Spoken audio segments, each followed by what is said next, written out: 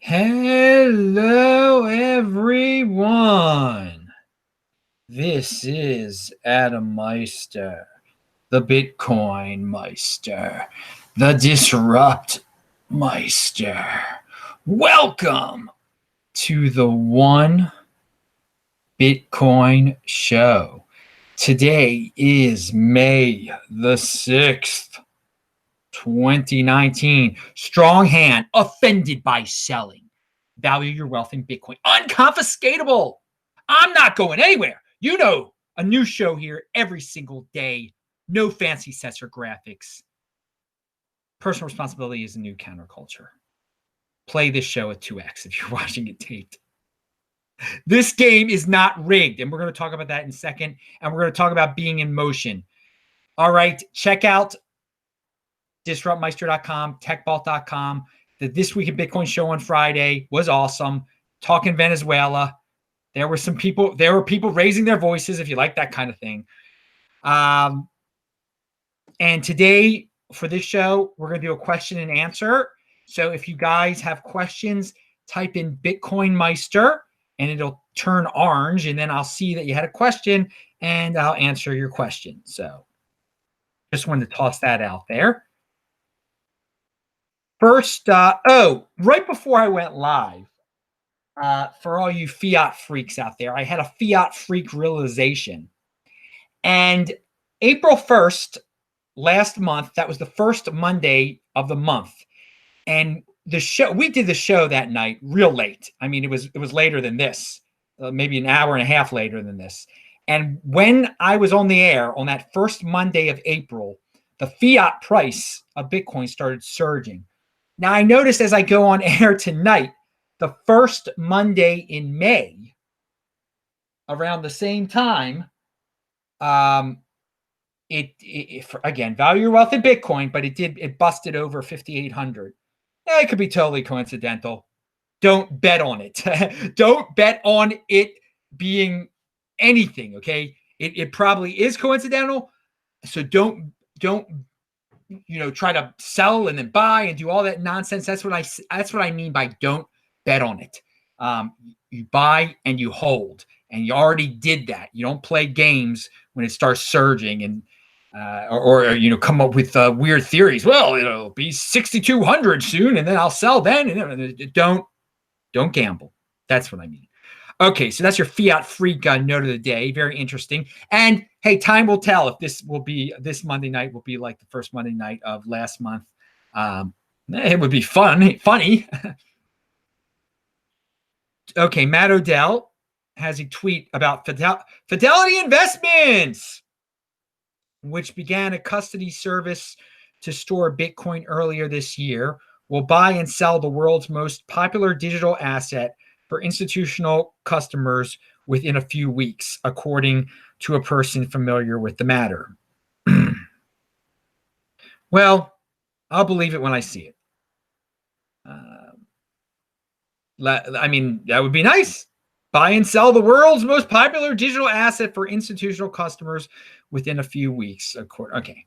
I wanted to toss it out there because it is newsworthy. Yeah, we can hype these. It's going to happen eventually. It'll be a happy day when it actually does happen. Can't predict when it's going to be, but there's your rumor for all you rumor mongers. Pound that like button. The Block Crypto has a article. It's about BCash. And this was a single BCash address is responsible for nearly 50% of the network's transactions in the past month. Hey, so you draw your own conclusions from that, okay? People are saying different things about that.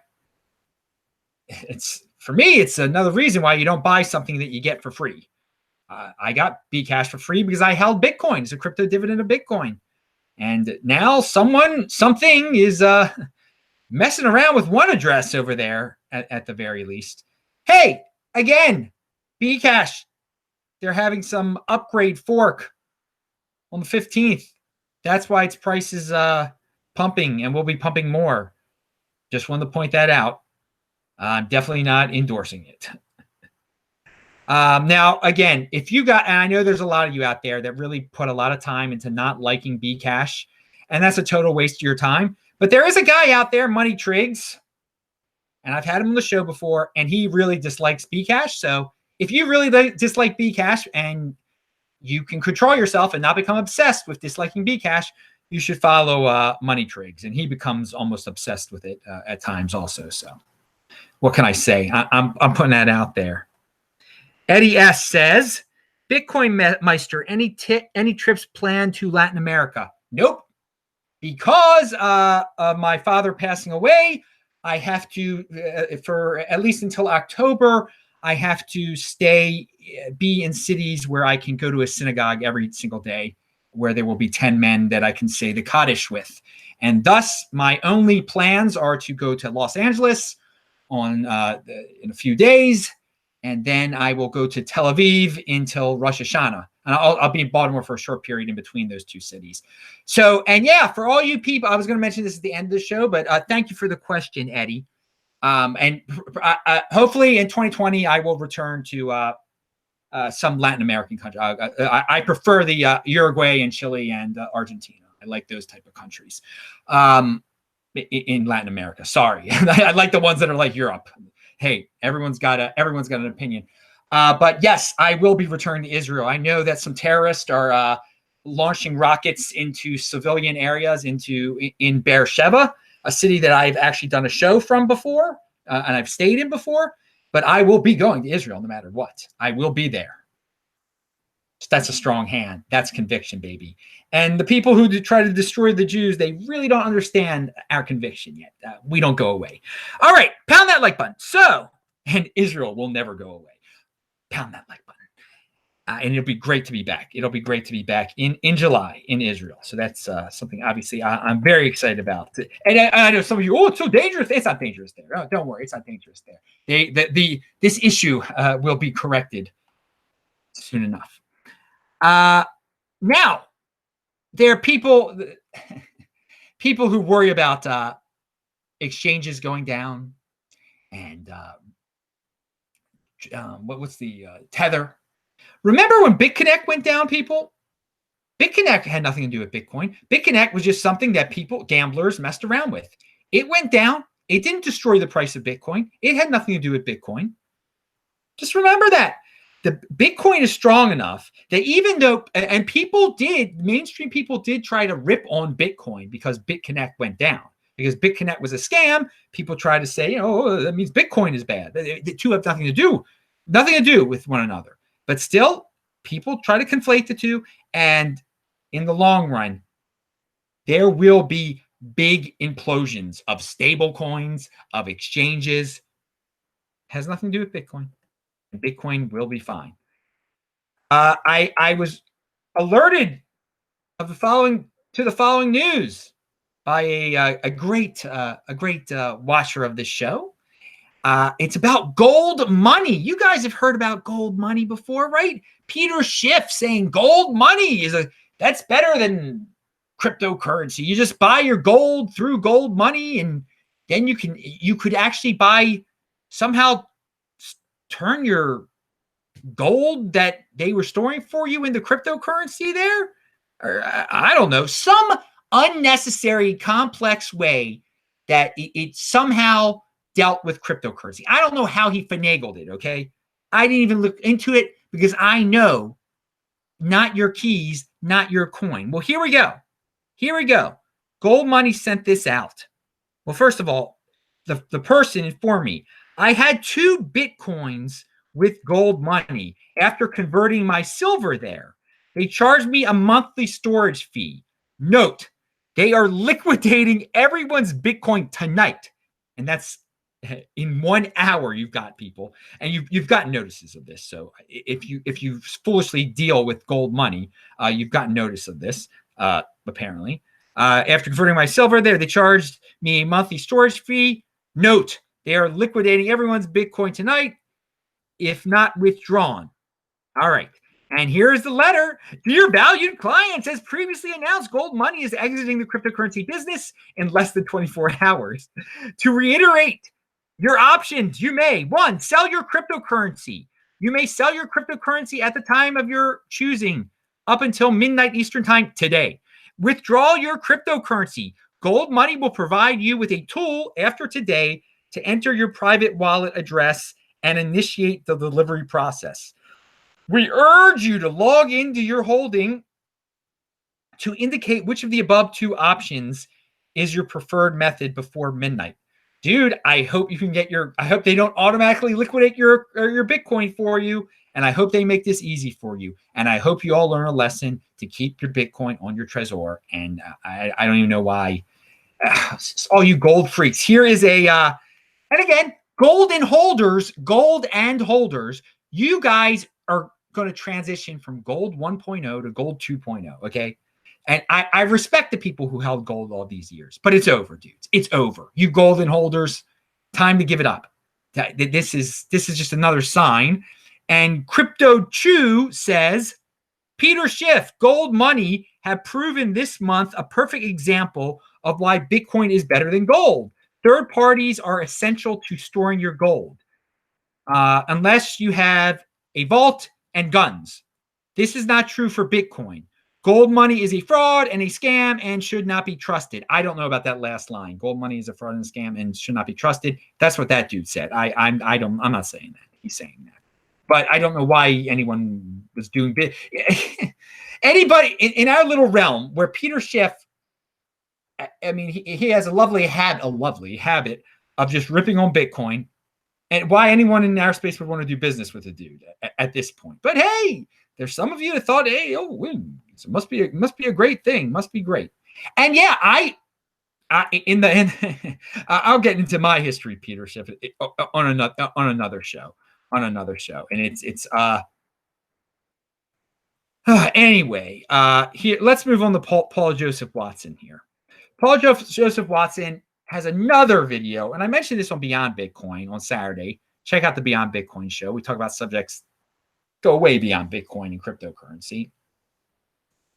But Paul Joseph Watson, a conservative, whatever you want to call him, he makes political videos, okay? He has a new video, and it seems like he's getting so close to the point of saying you should get into Bitcoin. But I know he doesn't understand it yet. He is complaining, and he really is complaining at this point, like, oh, woe is me. The government needs to do something because to Facebook and the social media platforms to make them follow the rules, and so that they can't censor us, they can't kick us off. And he's yelling about how soon the banks will be censoring people, or they already are censoring people. Yeah, dude, it's an opportunity. This isn't a bad thing. Why are you you're going backwards when you're saying the government should solve this problem? You're going backwards, okay? The next step that you haven't realized that you have to take yet is get into the Bitcoin realm. So you don't have to worry about banks censoring you, okay? Get your wealth in the Bitcoin. Start projects that involve social media and Bitcoin. Get everybody out of this realm where at the end of the day, it depends on the government to fix things. If you get into Bitcoin, you're not gonna have the same mentality anymore, man. You're not gonna be like, oh, government needs to fix this thing. The government doesn't need to fix the thing, okay? Who cares about Facebook kicking you off? Who cares about YouTube kicking? If they don't like you, they don't like you. You talk about civil rights, civil this, civil that. You don't even have to, again, in the Bitcoin realm, you don't have to worry about that stuff. You can create your own little circle, do business with people that are in Bitcoin. Again, he says, people in the United States, private businesses can't they have to do business with you. They can't say, oh, I don't like you because of your religion.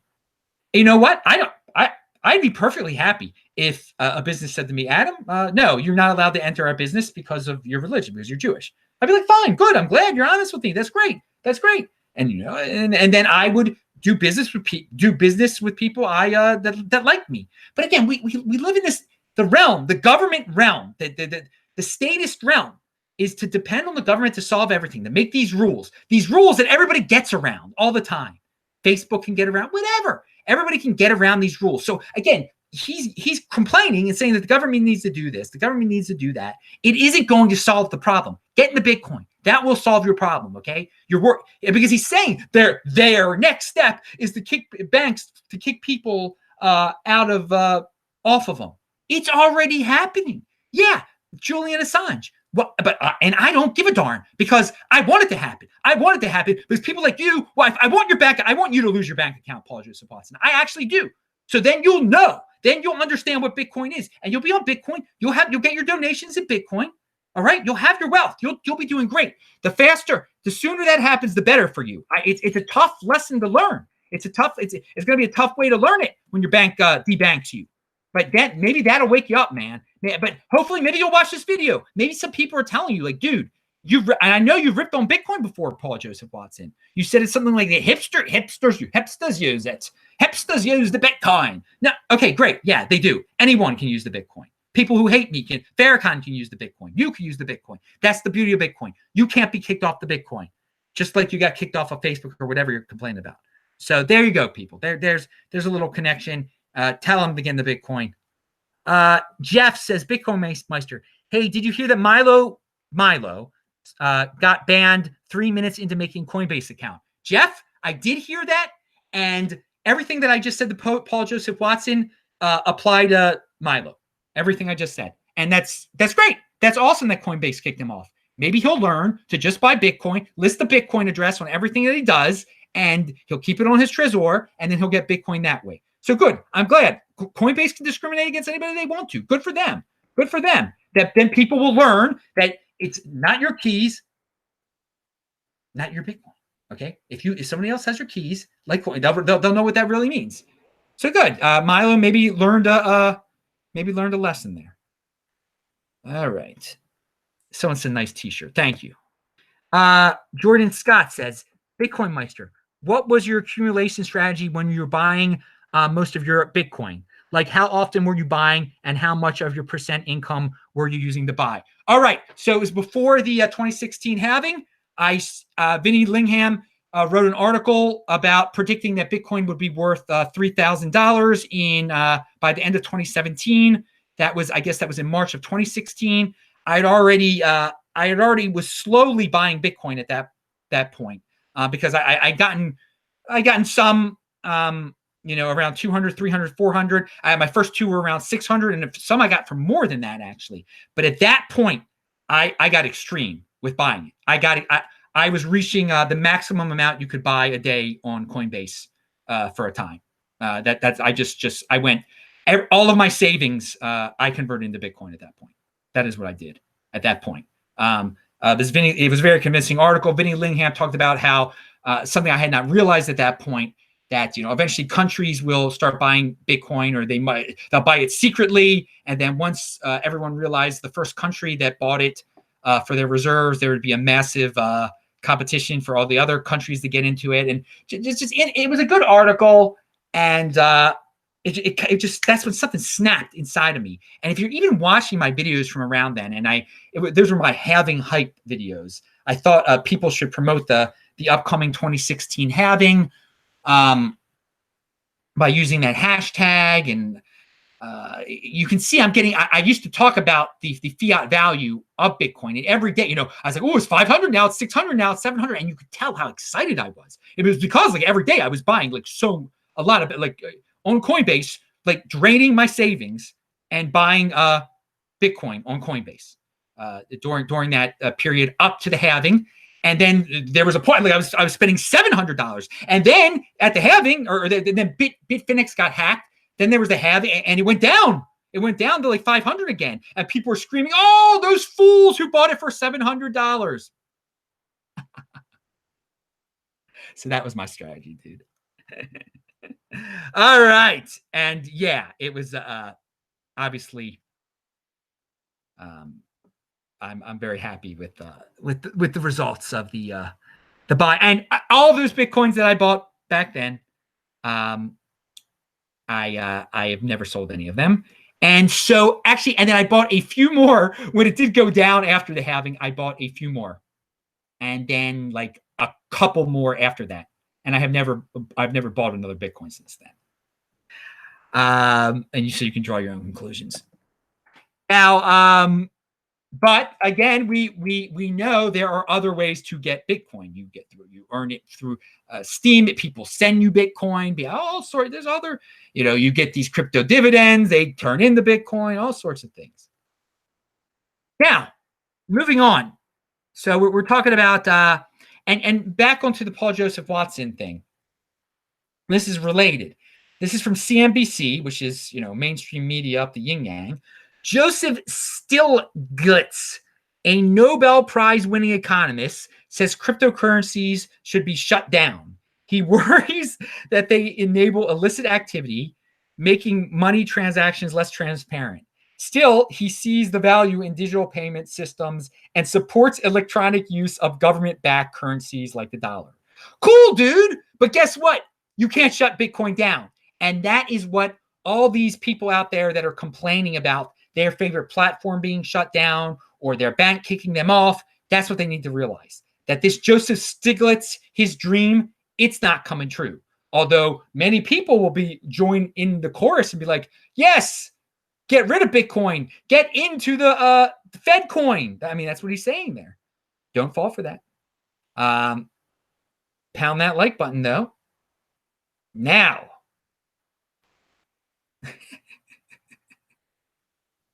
I just read somebody's comment in the chat, and I'm not going to read it out loud because it's just it's such a no coiner thing. It's an excuse. It's an excuse for Bitcoin. Oh, this entity is really behind Bitcoin. These no coiners are so funny.